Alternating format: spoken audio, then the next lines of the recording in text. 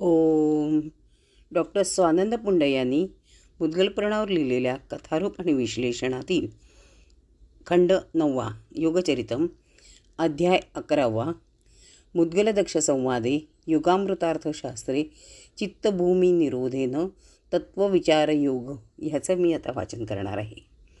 हा आहे 11वा अध्याय आणि 5पासनं जी योगगीता सुरू झाली आहे ते 5, 6, 7, 8, 9, 10 आणि 11 हा आहे 7वा भाग योगगीतेचा. 5पासनं अध्याय 5व्या अध्यायामध्ये योगगीतेचा पहिला भाग आहे. त्यामुळे 5, 6, 7, 8, 9, 10 आणि 11 हा 7वा भाग आहे. श्री दक्ष म्हणतात, हे विप्रा, आपण पूर्वी ब्रह्माचा श्रेष्ठ विचार वर्णिला, जो केला असता योग प्राप्त होतो. कृपया हिताकरता तो सांगावा. क्रियेने शुद्धचित्त झालेला मानव ब्रह्मपरायण होऊन कोणत्या विधीने सर्वत्र ब्रह्मरूप पाहतो? श्री मुद्गलाचार्य म्हणतात, बाह्य आणि अंतर्गत क्रिया करून चित्त शुद्ध झालेला नरोत्तम तत्वविचार मार्गाने शाश्वत ब्रह्मास पाहतो. हे प्रजापते, योगीजनांचे योगदायी असे जे प्रथम साधन मी तुला सांगतो. पृथ्वी, जल, तेज, वायू आणि आकाश या 5 भूतांनी देह बनतो. ती प्रकृती अशी 5 रूपात नटून नानाभेदपरायण अशी ती स्वतःस विभागून विविध स्थानी रत क्रियारूपा म्हणून अनेक क्रीडा करते. 5ही भूतांची एक अवस्था रूपात ज्ञानरूपिणी प्रकृती जीवाभाव धारिणी होऊन हृदयात राहते. तिच्यामुळे नानाविध विवेकदायी ज्ञान होते. सर्व जग तिच्याच आधारावर चालते. ती एकरूपा वर्णिली आहे. त्या दोघींच्या क्रियारूपिणी व ज्ञानरूपिणी प्रकृतीच्या योगाने हे प्रजानाथा क्रियाज्ञान स्वरूपी द्वंद्वाच्या अतीत ब्रह्माचे ज्ञान होते. हे ज्ञानही 5 प्रकारचे असते. ते योगदायक प्रकार श्रवण कर. स्थूल, सूक्ष्म, सम, आत्मप्रतीत, बिंदू असे यांना म्हणतात. ब्रह्म समष्टी आणि व्यष्टी स्वरूपात 2 रूपात वर्णिले जाते, तर दुसऱ्या बाजूने या 5 जागी पृथकपणे 5 प्रकारचे वाटते. त्याचप्रमाणे स्थूल जागृत ब्रह्म 2 प्रकारे वर्णिले जाते. व्यष्टी रूपात त्याला विश्व, तर समष्टी रूपात वैश्वानर म्हणतात. ब्रह्मांडात जे अनेकानेक प्रकारचे जीव जागृत भावधारी रूपात दिसतात ते सर्व विश्व म्हणवले जातात. सुगमार्थ प्रकाशासाठी त्यांचा बोधही सांगतो. क्रियात्मक देहात ते क्रियारूप होतात. ज्ञानात्मक देहात ज्ञानरूपधारी होतात. दोन्हींच्या योगाने त्यांना विश्व असे म्हणतात. हे दक्षा, या प्रकारे बाह्य देहाचा विस्तार असतो. त्याचप्रमाणे सगळ्यांच्या हृदयात ज्ञानदेह स्थित असतो. भाष्यकार भगवान श्री गणेश योगेंद्राचार्य म्हणतात की प्रत्येक देहाचा जो विस्तार आहे त्या देहाच्या बोटांनी 12 बोटांच्या आकाराचा हा ज्ञानदेह असतो. हाच विश्व जागृत स्वरूपात व्यापकात्मक देहाने वैश्वानर म्हणवला जातो. अर्थात व्यक्तिगत पातळीवर ज्या चैतन्यास जागृतीत विश्व म्हणतात त्यालाच समष्टी पातळीवर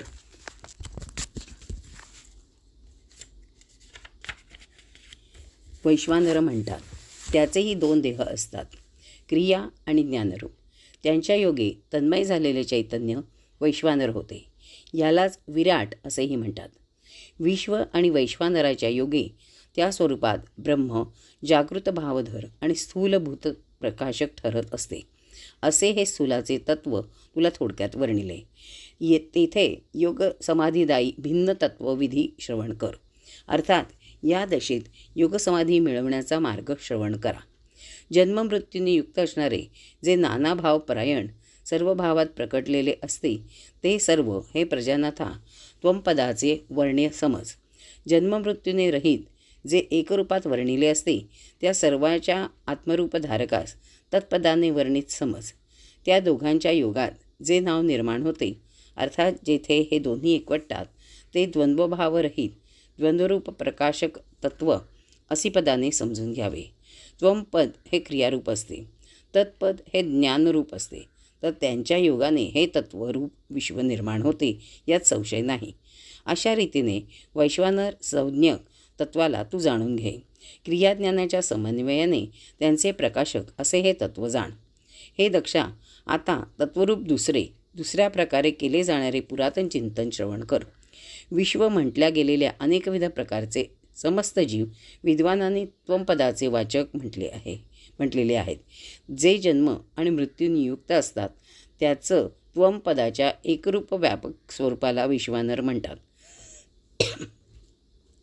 त्या दोघांच्या समन्वयाने जे ब्रह्मतत्व प्रकटते त्यास जागृत भावधर स्थूल भावपरायण ब्रह्म समजावे.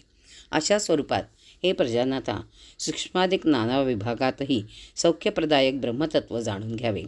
आता योगमार्ग प्रसिद्धीकरता सूक्ष्म सांगतो. शुद्धचित्ताच्या प्रभावाने त्याला जाणून तन्मय व्हावे. बाह्य स्थूल ब्रह्म विशेषत्वाने अन्नमय जाणावे, तर आंतरतत्व स्वप्नभावस्थ सूक्ष्म समजावे. सूक्ष्म रूपाच्या आत 10 प्राण सांगितलेले आहेत. त्यांच्यापेक्षा सूक्ष्म मन प्राणांच्या आत सांगितलेले आहे. त्याच्या आत देहद्वंद्वाला जाणारे विज्ञान मनाच्याही आत असते. त्याच्या आत सूक्ष्म तत्वातील काहीही नसते. त्रिविध कोश प्राणमय, मनोमय, विज्ञानमय युक्त स्वप्न सूक्ष्मरूप असते. या सगळ्यात द्वंद्वमाया प्रचालक ब्रह्म असते, क्रीडा करते. सर्वांच्या आत राहून कल्पित भोगांचा भोग घेणारा सूक्ष्मभूतमय क्रियारूप देह सांगितला आहे. सदैव ऐक्यभाव धारण करणारा ज्ञानदेह वर्णिला आहे. सूक्ष्म माया प्रकाशक अशा यांचे स्वरूप पूर्वी वर्णिल्याप्रमाणे स्थूलातील देहांच्या स्वरूपाप्रमाणे जाणावे. भिन्न भावधारी स्वप्नात असलेल्या जीवांना त्या चैतन्यास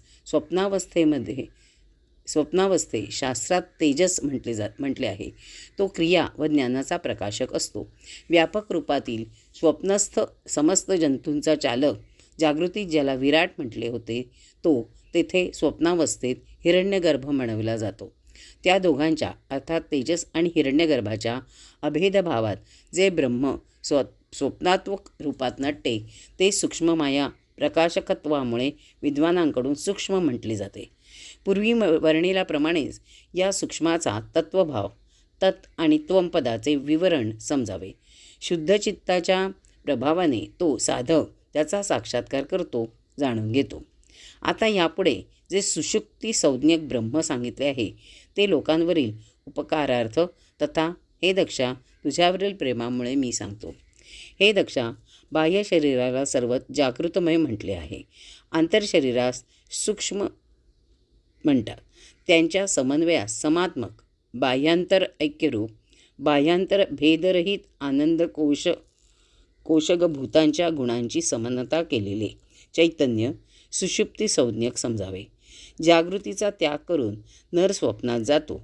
तेथे त्यांची संधी होऊन सुषुप्ती होते. तसेच स्वप्नाचा त्याग करून जागृतीत जातो. त्यांच्या संधीवर सुषुप्ती राहते. हे दक्षा, तेथे तर ज्ञानयुक्त असतो, मात्र तरीही ना स्वतःचे रूप जाणतो ना इतरांचे, ना स्वप्न पाहतो. तरी ज्ञानयुक्त म्हणण्याचे कारण की त्या सुषुप्तीनंतर पुनरपी जागृती व स्वप्नात येताच मागील सर्व ज्ञान शेष असते. अर्थात ते सुषुप्तीतही तसेच असते. या अर्थाने ही अवस्था ज्ञानयुक्त आहे असे म्हटले आहे. ती सुषुप्ती म्हटली जाते. ती निद्रेच्या आधारे राहते. जागृती आणि स्वप्नाचा बोध करून देते ती सुषुप्ती. ती 2 प्रकारच्या मायेने युक्त असते. येथे चैतन्यास व्यष्टी पातळीवर प्राज्ञ तर समष्टी पातळीवर ईश्वर म्हणतात. भिन्न देहधारींच्या सुषुप्ती अवस्थेला प्रज्ञा असे म्हणतात, तर विराट रूपधारी नित्या सुषुप्ती सेश्वरा म्हटली जाते. त्या दोन्हींच्या संयोगाने ब्रह्मरूपा म्हटली जाते. याची तत् आणि त्वमरूप संज्ञा निरूपण पूर्वी सांगितल्याप्रमाणेच होय. आता थोडक्यात तुरीय रूप तुला सांगतो. नादरूपधारी भूत, पंचमहाभूत आणि तन्मात्रा शब्द स्पर्शादी या भेदानी ही रहित अवस्था आहे. तीनही अवस्थांमध्ये आधाररूप असलेला तिन्हीचाही साक्षी म्हटला जातो. त्या तुरीयाचा अनुभव मी तुझ्या हितार्थ सांगतो. मी जागृत अवस्थेत भोग भोगले, मी स्वप्न पाहिली, निद्रावस्थेत मला काहीही समजले नाही असे जो म्हणतो ती तुरीय होय. जेव्हा विश्वरूपात जागृत असते त्यावेळी स्वप्न व सुषुप्ती या 2 अवस्थांनी विरहित असतो. जेव्हा झोपतो त्यावेळी जागृती व सुषुप्ती रहित आहे. जेव्हा हा सुषुप्ती संस्थ असतो त्यावेळी जागृती व स्वप्न विवर्जित असतो. अशा रीतीने तीनही अवस्थात संयुक्त मानावा. त्याचे तत्त्व सांगतो. वैश्व तेजस प्राज्ञ अवस्थेत अंतर्हित चैतन्य त्या नादरूप प्रभूंचे त्वंपदाचे वाचक आहेत. तीनही विराट, वैश्वानर, हिरण्यगर्भ, ईश्वर हेच याचे तत्पदाचे वाचक वर्णिले आहेत. त्या दोन्हीच्या अभेदरूपात तो अस्मितामय तत्वरूप आहे. तीनही अवस्थांच्या समायोगाने तुरीयधारक नाद सदा एकभावाने हा सर्वत्र विराजत असतो. त्याला ना बाह्य ना अंतर्गत ना उभयात्मक म्हणतात. अहम हाच कोश असलेला आत्मा अस्मिता नामक परमेश्वर आहे. आता परमसौख्यदायी बिंदू तत्व सांगतो. त्याला पंचम ब्रह्म म्हणतात. ते देहांच्या आणि देहींच्या पार असते. तीन अवस्थामय सगळ्या बाबींना त्वंपदस्थ म्हणतात. तुरीय संज्ञ जो देह तो तत्पदाचा वाचक आहे. त्यांच्या अभेदभावाने जे योगमय तत्व चारांमध्ये संस्थित आणि चारहीनी जिवंत असे पंचम तत्व आहे त्यास बिंदुतत्व म्हणतात. अशा रीतीने तत्वविचार करून शम-दम परायण होऊन संकल्पज कामनांचा त्याग करून योगमय व्हावे. सर्वत्र जे ब्रह्म तत्वतच व्यापले आहे ते पाहावे. यात संशयच नाही. तत्वरूपधर तत् आणि त्वम स्वरूपात सर्वत्र तेच तत्वव्याप्य आहे. हे तत्व विचाराने सदैव पूर्ण समजून घ्यावे. आता अन्य तत्वमार्ग सांगतो जो सर्वस्वदायी आहे. बिंदू हा त्वंपद संस्थ आहे तर सोहम तत्पद वाच्य आहे. त्यांच्या योगे हे प्रजानाथा बोध तत्व निर्माण होते जे मनोवाणी विहीन तत्वयोग्यांना दिसते. बोधत्वंपद आणि विबोधतत्पदात्मक असतो. त्यांच्या योगे स्वसंवेद्य तत्व वेदात वर्णिले आहे. असत्वंपद तत्पदस्थ असते. त्यांच्या योगे समब्रह्म तत्व योगप्रद मानले आहे. समत्वंपदसंस्थम अव्यक्त तत्पदवाचक असते. त्याच्या योगाने निर्मित तत्व आनंद म्हणवले जाते. स्वानंद त्वंपद आणि अयोग तत्पदवाचक त्यांच्या योगे परमतत्व पूर्ण योगमय मानले आहे. सिद्धी त्वंपद तर बुद्धी तत्पद युक्त मानली आहे. त्यांच्या योगाने गणेशरूप तत्व वर्णिले जाते. अशा रीतीने हे दक्षा वेदांतार्थ ज्ञाते तत्व अनेक मतांनी युक्त मानतात असे जाणावे. यात संशय नाही. त्वंपद अनंतभाव संयुक्त समजावे. आकल्पित तत्वाचक असते. त्यांच्या योगे परमतत्व होते. हे सगळे योगदायी तत्व तुला सांगितले. ज्याने सर्वत्र ज्ञानचक्षुने योग पाहावा. ओम तत्सदिति श्रीमदान्ते पुराणोपनिषदि श्रीमन्मौद्गले महापुराणे नवमे खण्डे योगचरिते मुद्गलदक्षसंवादे योगामृतार्थशास्त्रे चित्तभूमिनिरोधेन तत्त्वविचारयोगो नाम एकादशोऽध्यायः. हा आता योगगीतेचा 7वा भाग संपला. 5, 6, 7, 8, 9, 10 आणि 11 7वा भाग संपला. श्री गजाननार्पणमस्तु. जय गजानन.